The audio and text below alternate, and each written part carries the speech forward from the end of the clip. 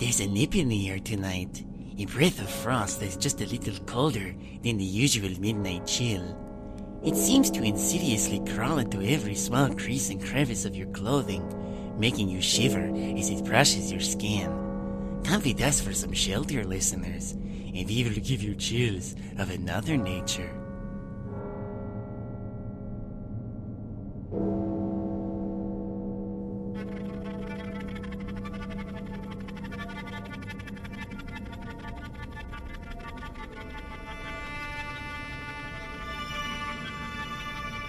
Autumn is not quite giving way to winter yet, but the dreadful cold waits on the threshold and grows more impatient with each passing day.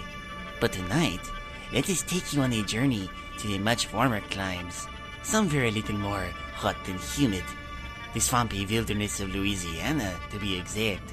Oh, we know it's not the ideal vacation spot, but where else are we going to scrounge up a little voodoo for you,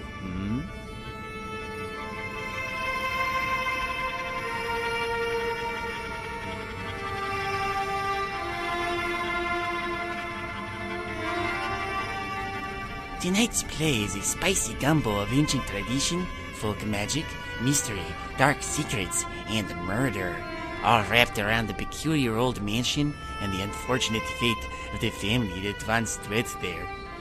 Pulled from the weird tales of the 1930s, we present our nefarious spin on Robert E. Howard's Pigeons from Hell.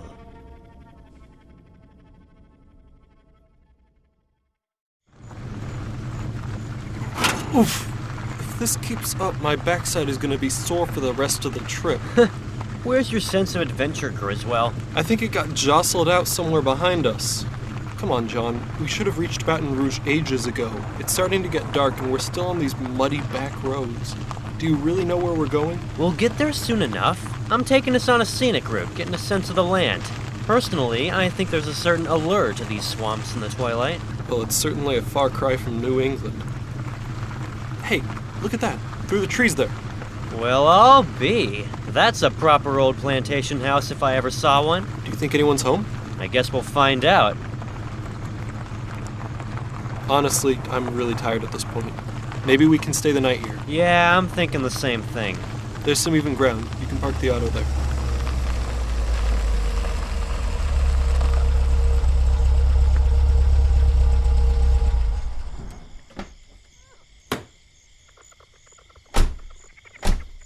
Well, so much for asking if anyone's home. The house looks abandoned. Yeah. It makes quite an impression, though, with the sun setting behind it. Antebellum splendor and ultimate decay. How much you want to bet it's haunted, Griswell? I don't want to think about that right now. But it does certainly look that way. Well, haunted or no, I think it's our best bet for lodging tonight. Seems that way. Here, let's go scout it out.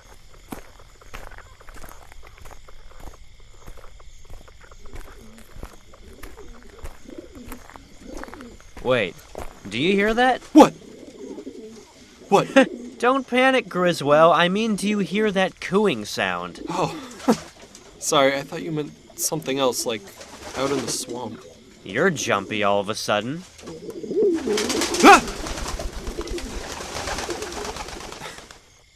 Pigeons. That was quite a flock. They all just took off from the balustrades at once. Now who's jumpy? I saw you nearly leap out of your skin. Maybe we're both a bit on edge, if even pigeons can scare us. They probably just nest here. Oh, wonderful. The house is definitely covered in their droppings, then.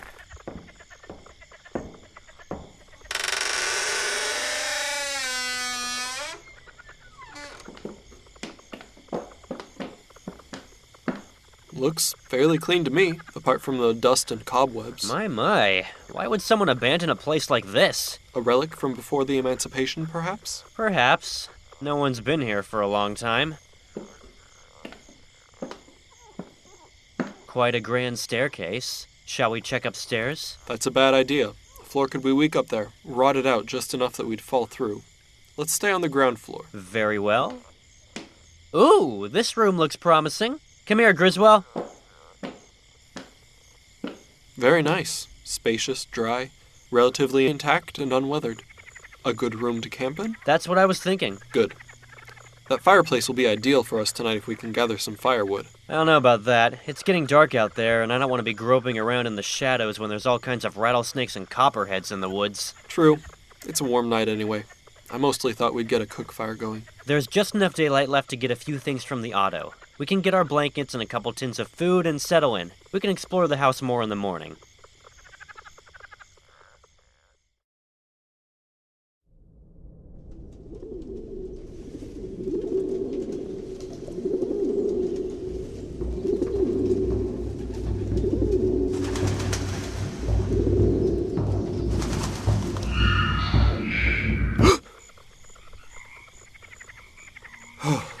Griswold, are you alright? What happened? I think I had a nightmare.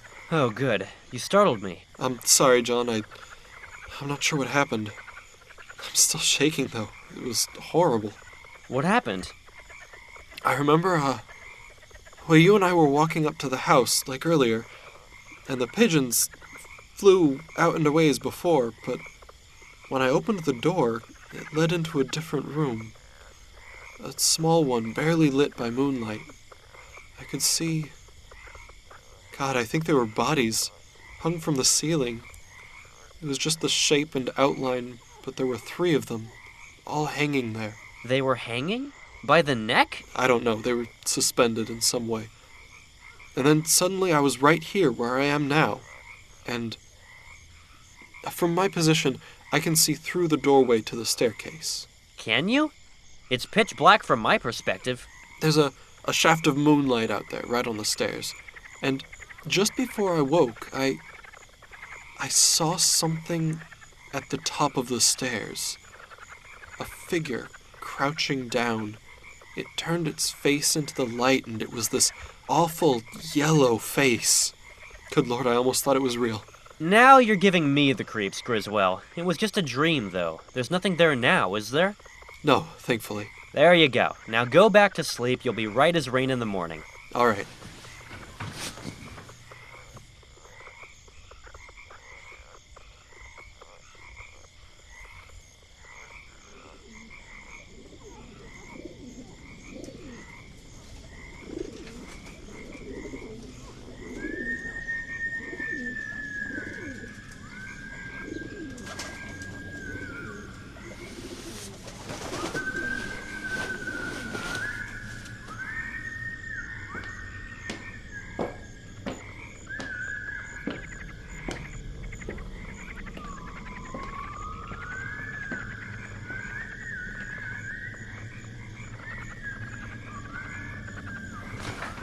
John?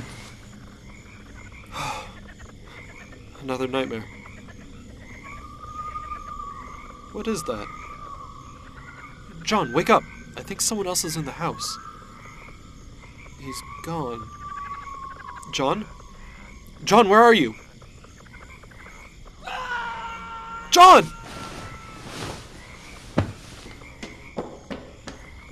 John! Where are you? Oh! There you are. I thought we'd agreed not to go poking around upstairs in the dark. Are you alright? I heard you scream. Was that you whistling, too? John, what's wrong? Why are you... Where did you get that hatchet? And why... Oh, dear God! John!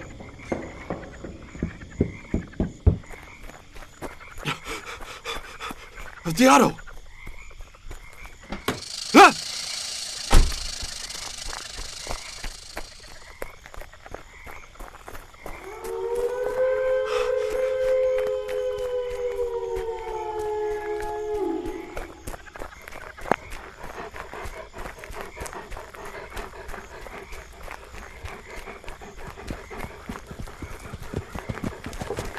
What the hell? For God's sake, help me! The thing, it killed Branner! It's coming after me! Look! Son of a... Took to the brush. Timberwolf, I reckon. Though I never heard of one chasing a man before. Do you know what it was? No idea. Too dark to see. What's all this about, anyway? I don't know. My name is Griswold, Tim Griswold. My friend, John Branner. We stopped at a deserted house back down the road to spend the night. Something... My God, he's dead. He's dead and yet he's walking. Calm down, son. Tell it to me slowly. I'm trying. I thought I'd had a nightmare that someone was hiding upstairs. I woke up when I heard somebody whistling and John was gone. I heard him scream, or someone screamed, and then he came down the stairs again with a bloody hatchet in his hand. Oh my God, sir, he was dead. His head had been split open. I saw brains and blood oozing down his face, but he came down the stairs. As God is my witness, John Branner was murdered, and then his dead body came stalking down the stairs with a hatchet in its hand to kill me. You think I'm mad, don't you? Perhaps I am. I don't know what to think. If it was any house but the old Blassenville Manor, well, we'll see. My name's Buckner. I'm the sheriff of this county. Took a prisoner over to the next county and I was riding back late. Are you afraid to go back to the house? Absolutely. Then stick close. You need to take me there right now. But what will we find? If a dead man walks, he could still be... We'll see. Come on. We're not far.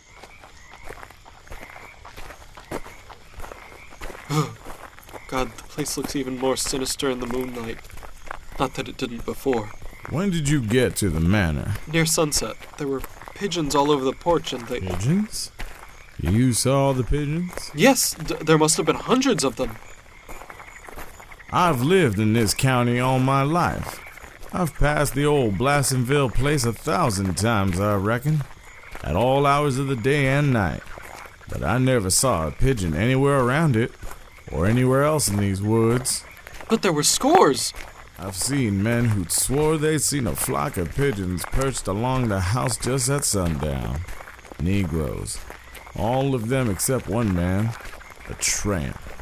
He was building a fire in the yard, aiming to camp there that night. I passed along there about dark, and he told me about the pigeons. I came back by there the next morning. The ashes of his fire were there, and his tin cup, skillet where he'd fried pork. Blankets looked like they'd been slept in. But nobody ever saw him again. That was 12 years ago.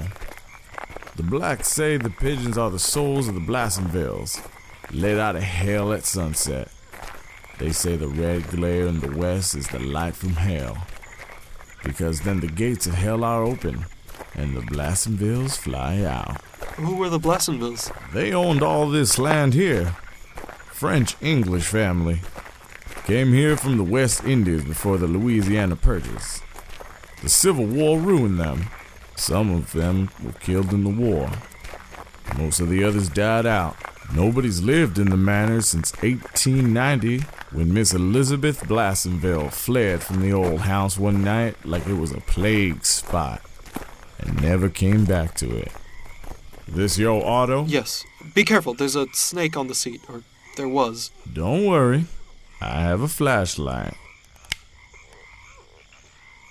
Nothing there now. Well, let's have a look. I'll tie my horse here. Steady, old girl. Please don't make me go in first. Fine. Stay behind me, but I'll warn you. Don't try anything funny. I shoot quicker than a cat jumps, and I don't often miss. Come on. There's blood on the floor. Trail leads from the stairs to that doorway there. We were staying in that room. Right. Oh God, John! Stay there, Griswold. I'm gonna examine the body. He might move. Judging by that wound in his head, he won't be moving anytime soon. Now hush. These are your blankets? Yes. Which one's yours? That one. The one he's laying on. The one The one the hatchet is stuck in. Griswell, you've told me a yarn that's hard to believe. I saw something chasing you, but it might have been a timber wolf or a mad dog. If you're holding anything back, you better spill it. What you told me won't hold up in any court. You're bound to be accused of killing your partner. I'll have to arrest you. If you'll give me the straight goods now, it'll make it easier. Now, didn't you kill this fellow, Branner? No, never! Wasn't it something like this? You quarreled. He grabbed a hatchet and swung it at you, but you dodged and let him have it. I didn't murder John! We've been friends since we were kids. I've told you the truth. I don't blame you for not believing me, but God help me, it is the truth! I believe this hatchet in his hand is the one he was killed with. Bloods and brains plastered on the blade, and hairs sticking to it. Hair's exactly the same color as his. This makes it tough for you, Griswell. How so? Knocks any plea of self-defense in the head. Branner couldn't have swung at you with this hatchet after you split his skull with it. You must have pulled the axe out of his head, stuck it to the floor, and clamped his fingers onto it to make it look like he'd attacked you. And it would have been damn clever if you'd used another hatchet. But I didn't kill him. I have no intention of pleading self-defense. That's what puzzles me. What murderer would rig up such a crazy story as you've told me to prove his innocence? An average killer would have told a logical yarn, at least. Blood drops leading from the door. The body was dragged. No, couldn't have been dragged. The floor isn't smeared. You must have carried it here after killing him in some other place. But in that case, why isn't there any blood on your clothes? Of course, you could have changed clothes and washed your hands. But the fella hasn't been dead long. He walked downstairs and across the room, I tell you. He came to kill me. I knew he was coming to kill me when I saw him lurching down the stairs. He struck where I would have been if I hadn't woken up. But if he walked then, why isn't he walking now? I don't know. I can barely think straight. He could get up any minute. I thought it was him chasing me in the woods when that wolf was behind me.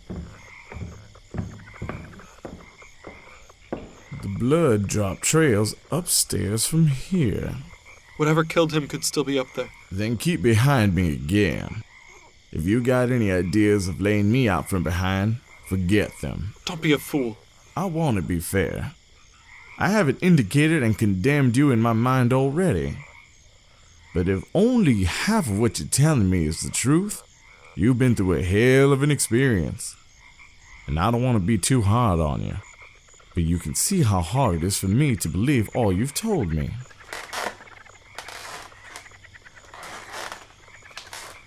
Man's tracks in the dust. Go slow. One set going up, one coming down. Say man. Not your tracks. Branner was a bigger man than you are. Blood drops all the way. Blood on the banisters like a man had laid his bloody hand there.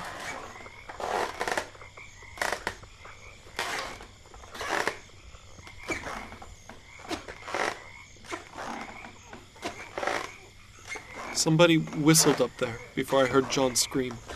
The footprints lead down the hall. Same as on the stair. One set going, one coming. Same prints. Judas.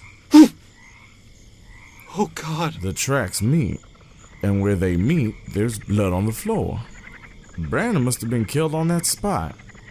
Bare feet coming from out the darkness to meet shod feet. Then both turned away again.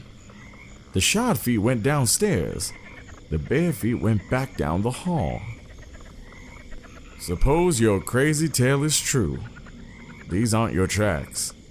Suppose somebody did whistle, and Branner went upstairs to investigate. Suppose somebody met him here in the dark and split his head. The signs and tracks would have been, in that case, just as they really are. But if that's so, why isn't Branner lying here where he was killed?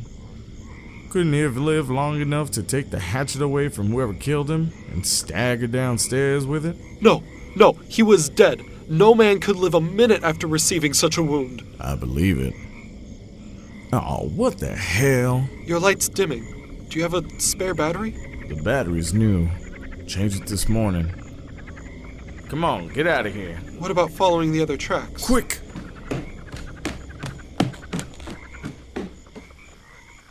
There was something up there with us, wasn't there? You felt it too. Yes. Your light's working again. The damn thing was conjured. Nothing else. It couldn't act like that naturally. Turn the light into the room. See if John... If John is... He's still there. If he had walked after he was killed, he hasn't walked since. But that thing... I wouldn't have a chance in the dark. And I've got a hunch the light would go out again. Now do you believe me? There's no use dodging the question. There's something hellish in this house. And I believe I have an inkling of what it is. I don't believe you killed Branner. Whatever killed him is up there now. There's a lot about your yarn that don't sound sane. But there's nothing sane about a flashlight going out like this one did. I never met anything I was afraid to tackle in the dark before. But I'm not going up there until daylight. We'll wait for it out there on the porch.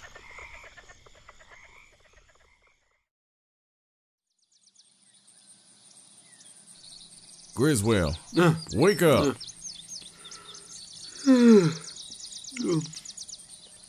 Oh, I didn't think I could fall asleep. What happened? Can we go upstairs? Already been.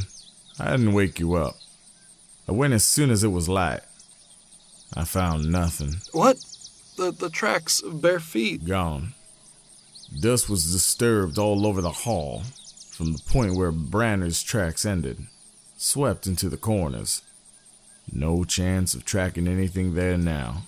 Something obliterated those tracks while we sat here, and I didn't hear a sound. I've gone through the whole house, not a sign of anything. What will we do then? With those tracks gone, no one can prove my story. We'll take Branner's body into the county seat. Let me do the talking. Say nothing about what's happened here when we get to town. I'll simply tell the district attorney that John Branner was killed by party or parties unknown, and that I'm working on the case. Thank you, Buckner. Don't thank me yet. Still need your help as much as you need mine. Can you drive? I can't leave my horse here. I can manage. Good. Help me get the body into your auto. Oh, good Lord.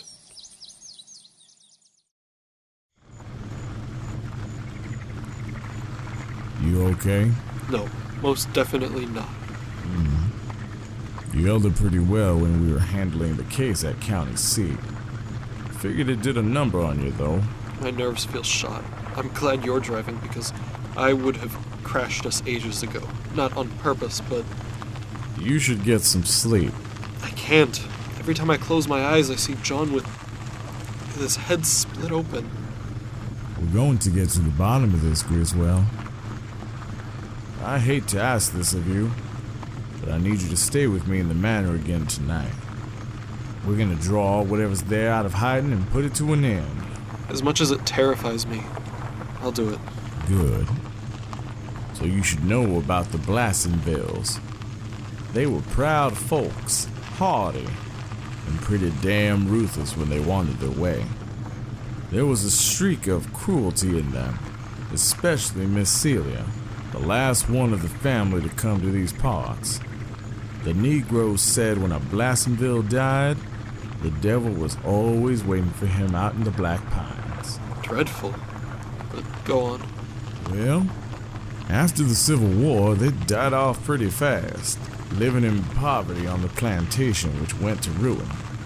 Finally, only 4 girls were left, sisters, living in the old house and eking out a bare living, with a few blacks camped in the old slave huts and working the fields on the share.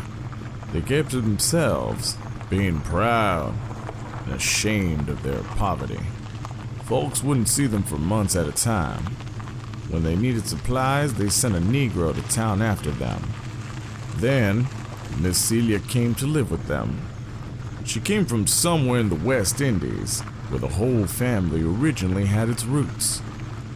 She brought a mulatto maid with her, and the Blassenville cruelty cropped out in her treatment of the maid.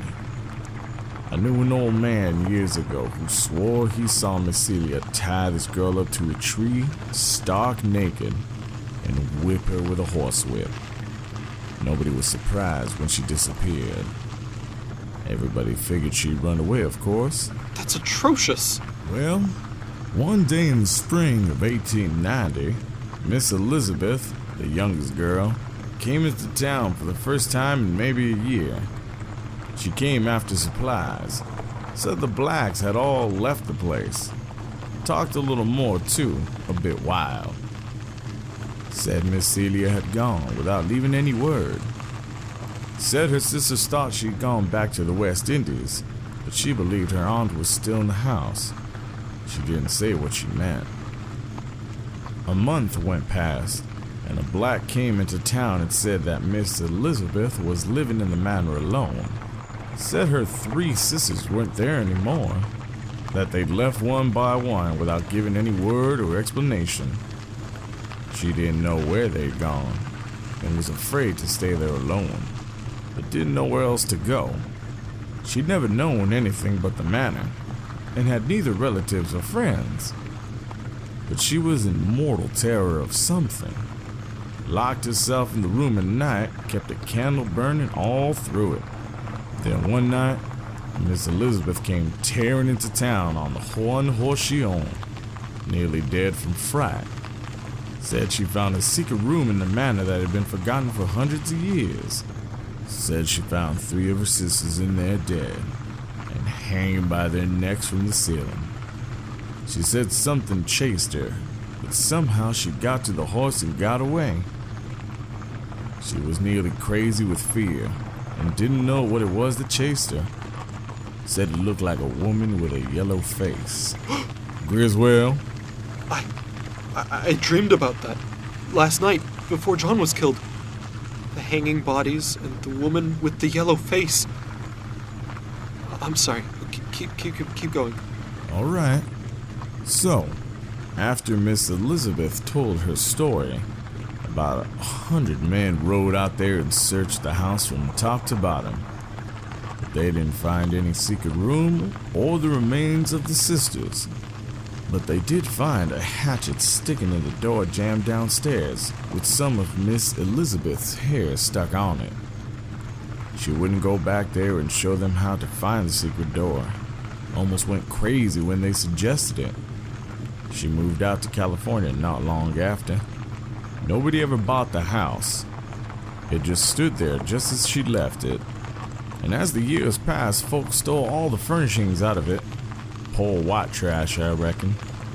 A Negro wouldn't go about it. But they came up after sunup and left long before sundown. What did the people think about Miss Elizabeth's story? Well, most folks thought she'd gone a little crazy, living in that old house alone. But some people believe that mulatto girl, Joan, didn't run away after all, that she'd hidden in the woods, glutted her hatred of the Blassenvilles by murdering Miss Celia and the 3 girls. They beat up the woods with bloodhounds, but never found any trace of her. If there was a secret room in the house, she might have been hiding there. If there was anything to that theory. She couldn't have been hiding there all these years. Anyway, the thing in the house now isn't human. Where are we going? I thought we were headed back to the manor. There's an old Negro that lives off this way. I want to talk to him.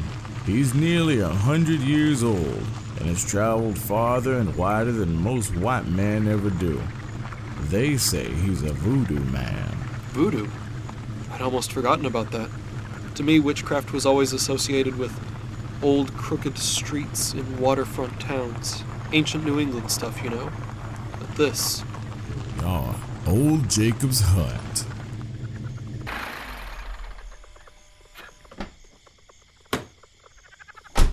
He lives out here in the middle of a swamp? Guess he prefers it that way. Let me do most of the talking. He might be going senile, but if there's anyone who can tell us what's going on, it'll be Jacob. Yes? Who goes there? Jacob? It's Sheriff Buckner. I need to talk to you. Ah. Come in, Sheriff.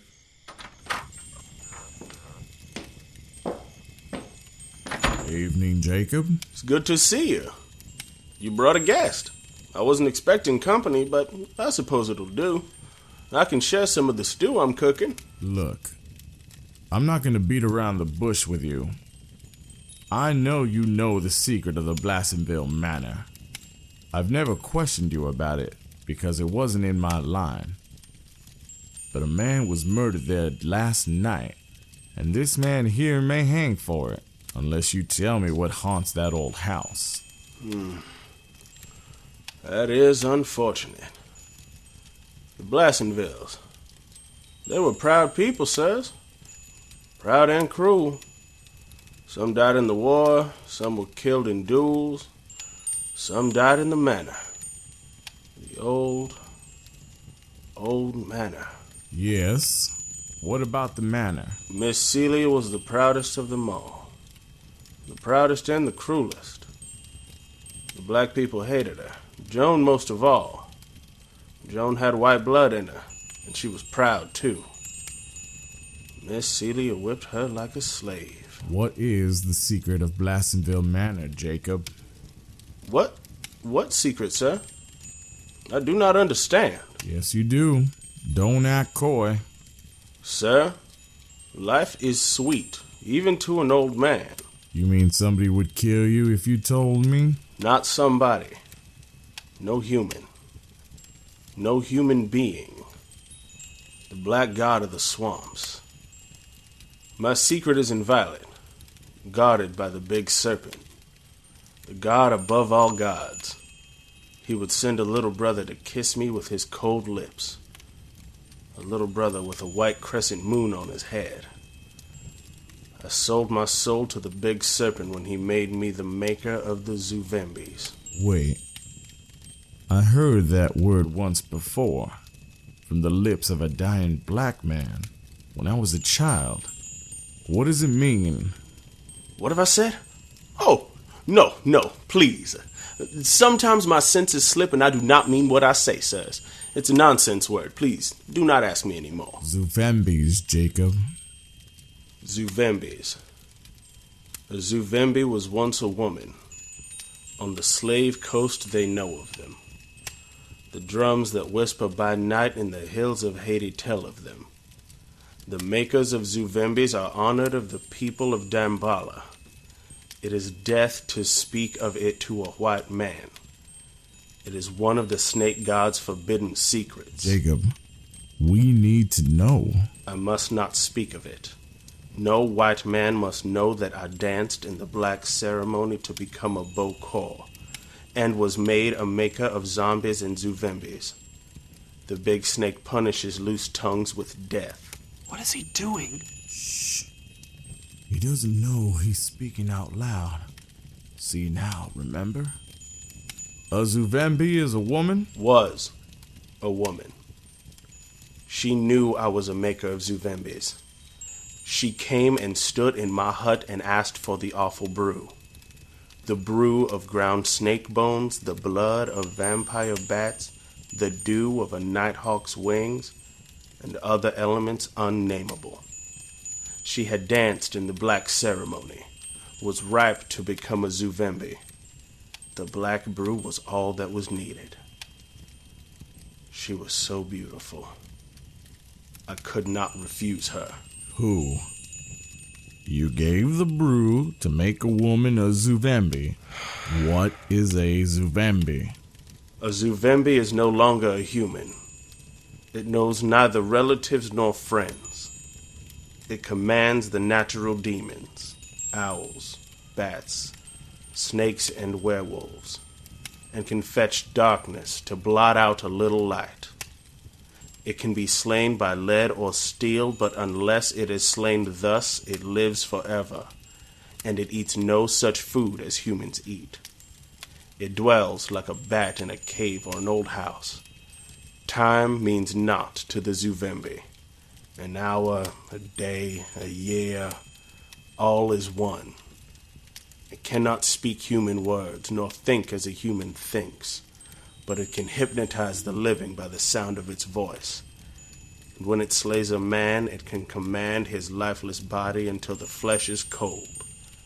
As long as the blood flows, the corpse is its slave. Its pleasure lies in the slaughter of human beings. Why would someone become a Zuvembi? Hate. Hate and revenge. The woman, was her name Joan? Joan? I have not heard that name for the span of a generation. Oh, I seem to have been sleeping, gentlemen. I do not remember. I ask your pardon. Old men fall asleep before the fire like old dogs. You asked me of Blassenville Manor? Sir, if I was to tell you why I cannot answer you, you would deem it mere superstition. Yet... The snake! Look out! Is he? Dead. Nothing to be done. That snake put enough venom in him to kill 12 men. But I think it was the shock that killed him. Oh God. What do we do? Leave him here. We'll secure the door and come back for his body tomorrow. We've got work to do tonight. Let's get going.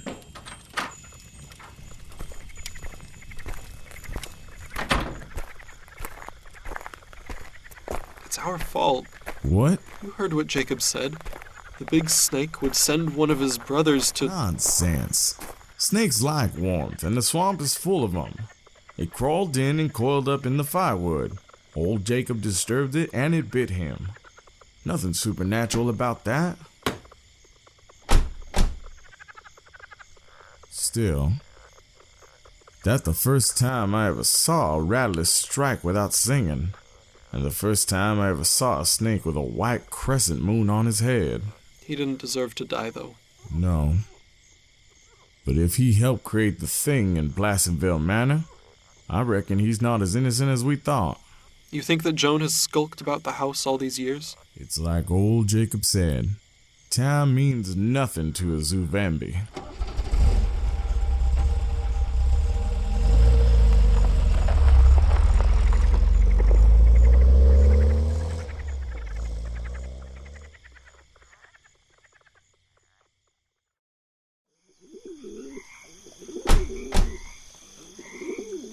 Look! Well, I've seen them at last. Maybe only the doomed see them. That tramp you mentioned. We'll see. Come on. For this to work, we have to recreate what you did last night. Set camp in the same room. If that's what we have to do.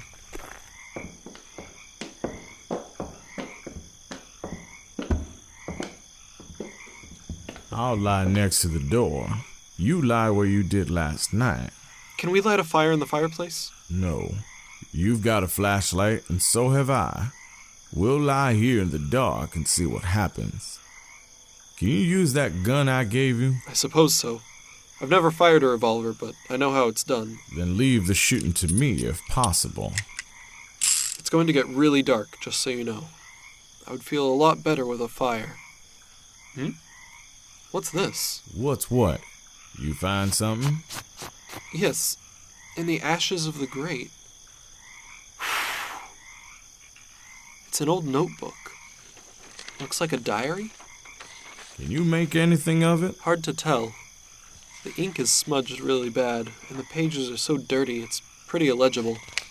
How did it not get burned if it was in the fireplace? Probably found and tossed in the fireplace by somebody who wasn't here stealing furniture. Likely somebody who couldn't read. If someone tried to destroy it, they did a damn poor job. Here's an entry I can read. Let's see. I know someone is in the house besides myself. I can hear someone prowling about at night when the sun has set and the pines are black outside. Often in the night, I hear it fumbling at my door. Who is it? Is it one of my sisters? Is it Aunt Celia?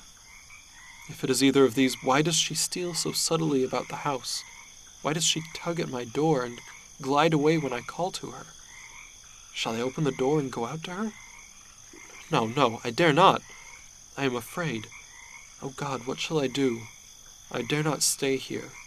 But where am I to go? Sounds like Elizabeth Blassenville. Bet that's her diary. Go on. I can't make out the rest of the page. Here's something a little further on. Why did the Negroes all run away when Aunt Celia disappeared? My sisters are dead. I know they are dead. I seem to sense that they died horribly, in fear and agony.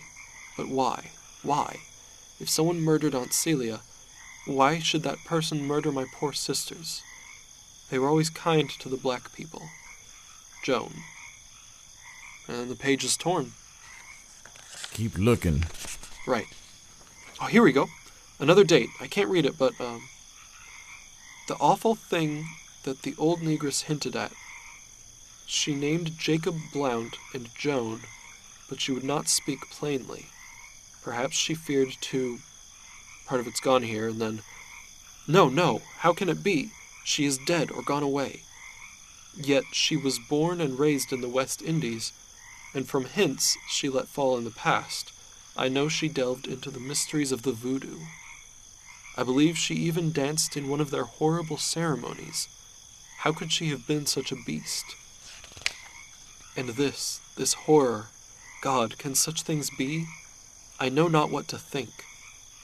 If it is she who roams the house at night, who fumbles at my door, who whistles so weirdly and sweetly, no, I must be going mad. If I stay here alone, I shall die as hideously as my sisters must have died. Of that I am convinced. That's the last entry. What do you make of it? What I've suspected all the time. That mulatto maid Joan turned Zuvembi to get revenge on Miss Celia. Probably hated the whole family just as much as she did her mistress. She'd taken part in voodoo ceremonies on her native island until she was ripe, like old Jacob said. All she needed was the black brew. He supplied that. She killed Miss Celia and the 3 older girls, and would have gotten Elizabeth but for chance. She's been lurking in this house all these years, like a snake in a ruin. But why should she murder a stranger? You heard old Jacob. A Zuvembi finds satisfaction in the slaughter of humans. She called Branner up the stairs, split his head, and stuck the hatchet in his hand, then sent him to murder you. No court will ever believe that, but if we can produce her body, that'll be enough proof that you're innocent. They'll take my word that she murdered Branner. Jacob said a Zuvembi could be killed. In reporting this affair, I don't have to be too accurate in detail. When I saw her peering down, why didn't we see her tracks on the stairs? You said you dreamed it. Maybe you did. Or maybe a Zuvembi can project her spirit.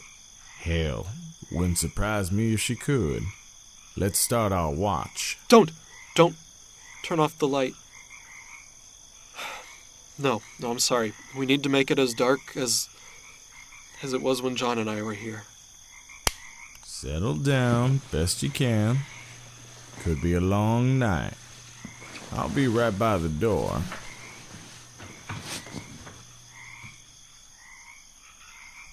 You know, I've heard of zombies. Never knew what a Zuvembi was. Evidently some drug concocted by the voodoo man to induce madness in women. That doesn't explain the other things. Hypnotic powers, the longevity, controlling corpses. Can't be merely a mad woman. It's a monster. Something more or less than a human being. Well, we'll see.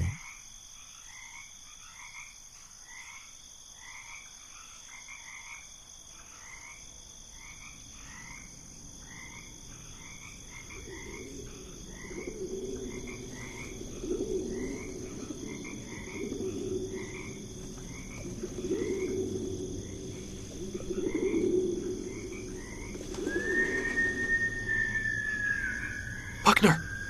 Oh God, do you hear it? It's the same sound from the other night. Buckner? Buckner? No, did she get you? Where are you?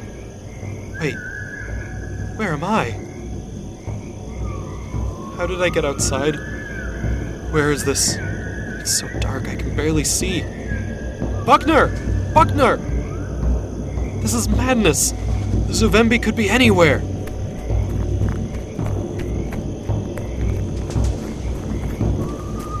Good God, Griswold. You've got no idea where you're going. Just collect yourself. But that thing could be right behind you and... Ah! A hill. Maybe if I can make it to the top. There's a light. Wait, no. No, there were no hills anywhere near the manor. Then what am I climbing? No, it's the stairs. I'm climbing the stairs of the manor. I can't control my body. Buckner! Help! Help! It's no good. I can't shout. I can't stop walking. I'm upstairs now and... Good God, it's her. That shambling gait, that sunken yellow face. She's coming straight toward me. No! No!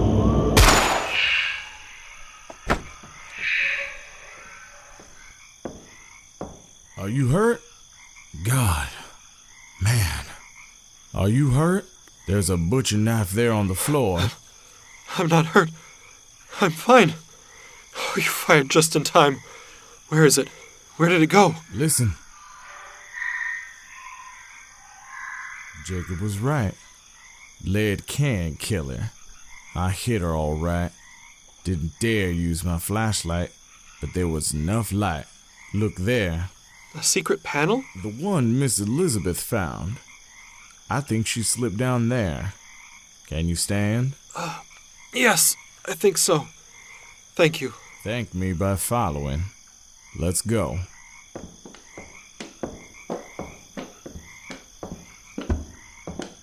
When that whistling started, you almost walked over me getting out.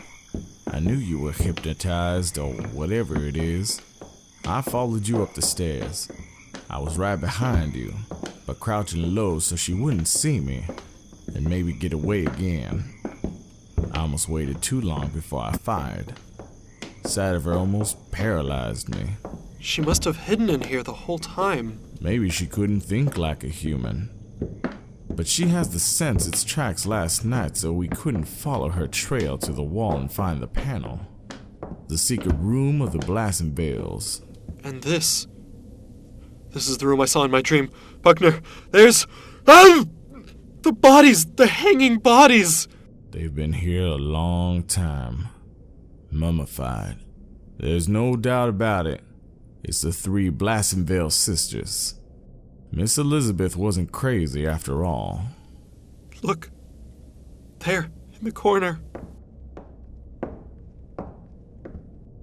There's our culprit. Oh, she's dead. Dead for good, I hope. Was that thing truly a woman once? God, look at that face, even in death. Yes, she was a woman once. Looks like she's wearing what's left of a ball gown. Why would a mulatto maid wear something like that? Unless... Buckner? God, what a revenge. Delving into voodoo like she must have done. Joan? I'm starting to reckon we misunderstood old Jacob. God rest his soul. And the things Miss Elizabeth wrote, she must have known. But family pride sealed her lips. Griswold, I understand now. The mulatto woman had her revenge, but not as we'd supposed. She didn't drink the black brew old Jacob fixed for her. It was for somebody else, given secretly in her food, or coffee, no doubt. Then Joan ran away, leaving the seeds of hell she'd sown to grow. Then... that's not Joan? When I saw her out there in the hallway, I knew she was no mulatto, and those features still reflect a family likeness. I've seen her portrait, and I can't be mistaken. there lies the creature that was once Celia Blassenville.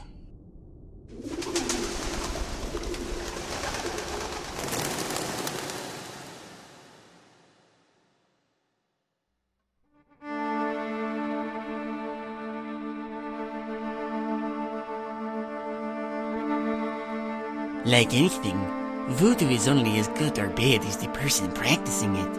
The power can be twisted to serve the ends of evil, and in so doing, can create monsters. Be on your guard should you ever visit the deep south of the United States, because you never know when you might be enthralled by the call of Zuvembi. Until next we convene, pleasant dreams.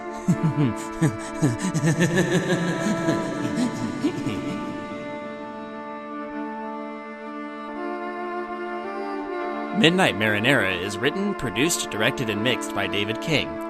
This episode features the voices of Alex Rhys, Michael Malconian, Spenser Fernandez, and Brian Murray. Pigeons from Hell is adapted from the short story by Robert E. Howard. Our opening and ending themes are by John King. Has our show managed to hex you into continued listening? Please subscribe and leave us some feedback by rating us and writing a review on iTunes. Email us at midnightmarinara@gmail.com or follow us on Twitter or Tumblr.